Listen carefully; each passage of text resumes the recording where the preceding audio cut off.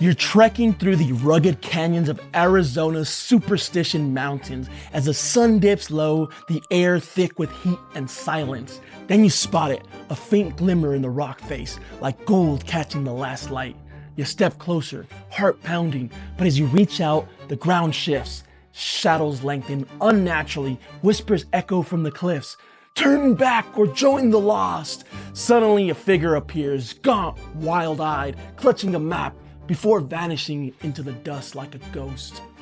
Welcome to the Superstition Mountains, where the curse of the Lost Dutchman's gold has claimed lives, fortunes, and sanity for over a century.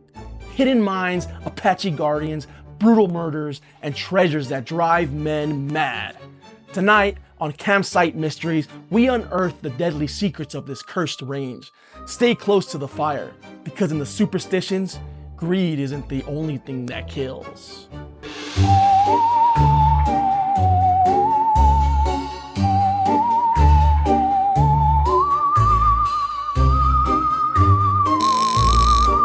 Welcome, fellow mystery seekers, to another episode of Campsite Mysteries. I'm your host, Edward, and tonight, as a campfire flickers against the night, we're heading into the heart of Arizona's wilderness, the Superstition Mountains. This isn't your average desert hike.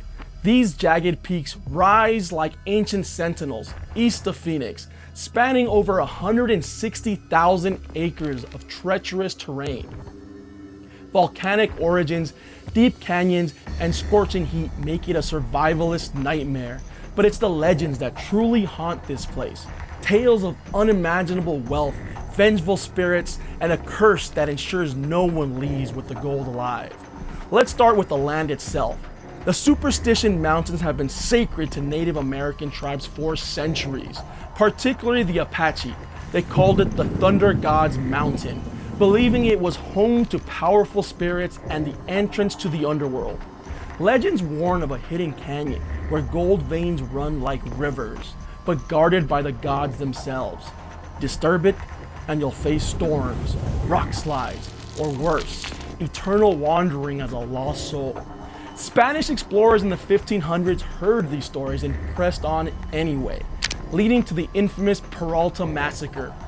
In the 1840s, the Peralta family from Mexico supposedly found a rich gold mine here, hauling out fortunes in ore, but on their way back, Apache warriors ambushed them, slaughtering nearly all and scattering the gold. Survivors buried caches along the trail, marking them with cryptic symbols carved into rocks, symbols that treasure hunters still search for today. Enter the star of our tale, Jacob Waltz, the Dutchman. It was actually German, but hey, close enough. In the late 1800s, Waltz arrived in Arizona, a prospector with a mysterious past. Legend says he learned the mine's location from a Peralta descendant he rescued or murdered, depending on the teller. Waltz worked the mine in secret, emerging periodically with pouches of high-grade gold ore, the kind that sparkled with quartz and promised riches beyond dreams. He lived modestly in Phoenix, but whispers spread. The Dutchman has a mind that could make kings beggars. On his deathbed in 1891, Waltz allegedly gave clues to his nurse, Julia Thomas. Follow the shadow of Weaver's Needle at sunset. Look for the heart-shaped rock. The mine is in a north-facing canyon where no miner would go. Thomas searched but found nothing, except bankruptcy and despair. Those clues birthed an obsession. Over the decades, hundreds have decoded Waltz's riddles, poring over Peralta stones. Ancient stone tablets discovered in 1949, etched with maps, hearts, crosses, and Spanish inscriptions. Are they real? Debated hotly, but they've led many astray. One famous map shows a trail from a priest's head to a horse's rear. Symbolic or a cruel joke? Treasure hunters like Adolf Ruth in 1931 followed these leads and paid dearly. Ruth vanished in the mountains. His skull was found months later, shot twice. Official verdict? Heat stroke. But those bullet holes? Unexplained. Was it murder by rivals or the curse striking again? The deaths pile up like desert bones. In the 1940s, James Kidd disappeared while hunting the mine. his skeleton discovered years later. The 1960s saw headless corpses turning up, like Jesse Capens in 2009, or the 3 Utah men in the 2010, who vanished without a trace. Rock slides, flash floods, snake bites, nature's arsenal, or something supernatural. Locals swear the mountains move. Trails shift overnight, compasses spin wildly due to magnetic ore deposits. And the Apache curse? They say the thunder god protects the gold. Intruders hear ghostly war cries, or see shadow figures lurking on ridges. Now, the superstitions aren't just about gold. UFO sightings abound, strange lights hovering over peaks, perhaps drawn to the same energy that hides the mine. Bigfoot-like creatures called the Mogollon Monster roam the fringes,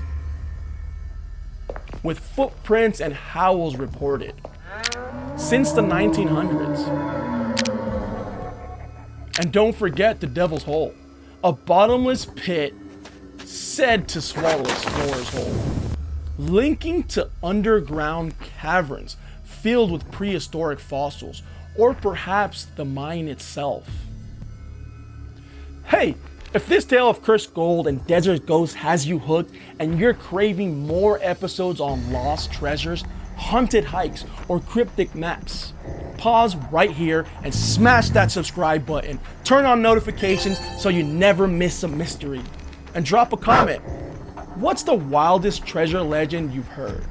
Or would you risk it all for the superstitions? Diving deeper, let's talk modern hunts. In the 20th century, Ron Feldman founded the Superstition Mountain Museum, collecting artifacts like Waltz's alleged candlestick said to point the mine when lit. Books like The Killer Mountains by Kurt Gentry detail gruesome ends, men driven insane, muttering about eyes in the dark before suicide. One theory, the mine's real, but booby-trapped by Waltz with dynamite or pitfalls. Another, it's not gold at all, but a metaphor for the American dream's deadly allure. Greed turning brother against brother. Fringe theories add spice. Some say the Peraltas found not just gold, but Aztec treasures hidden from Cortez, cursed by Montezuma's shamans. Others link it to the Knights Templar, claiming medieval maps smuggled to America point here. And the Dutchman's Code? Cryptographers have cracked parts, revealing coordinates that align with solstices, hinting at ancient astronomical knowledge.